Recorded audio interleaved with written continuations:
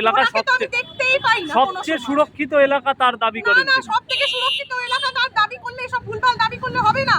উনি ওখানে বসে বসে এইসব বলে যাবেন, আর আমরা সাধারণ মানুষ যারা নিয়মিত রাস্তায় চলাফেরা করি আমাদের থেকে তো উনি বেশি জানবেন না। না, আমরা বেশি জানবো অবশ্যই, কারণ আমরা নিয়মিত উত্তরপাড়ার রাস্তায় চলাফেরা করি।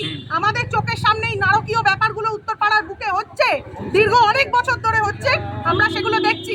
একটা গঙ্গার ঘাটে কল্যাণ ব্যানার্জি এসে দেখেছেন? গঙ্গার ঘাটগুলোয় কি হয়, কলেজ ঘাটে কি হয়, এইখানের ঘাটে কি হয়? নেশার আখড়া হয়ে গেছে উত্তরপাড়া স্টেশনটা, নেশার আখড়া হয়ে গেছে। মদের ঠেক, গাঁজার ঠেক, চরসের ঠেক।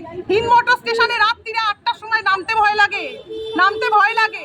ও ভয় পায়, ও উত্তরপাড়া নেমে বাড়ি যায়, আবার ব্যাক করে ওদিকে যায়। যদি হিন্দমোটর স্টেশনে নামলে ওকে তুলে নিয়ে চলে যায়, এবং ওখানে ওই ধরনের লোকেরা থাকে।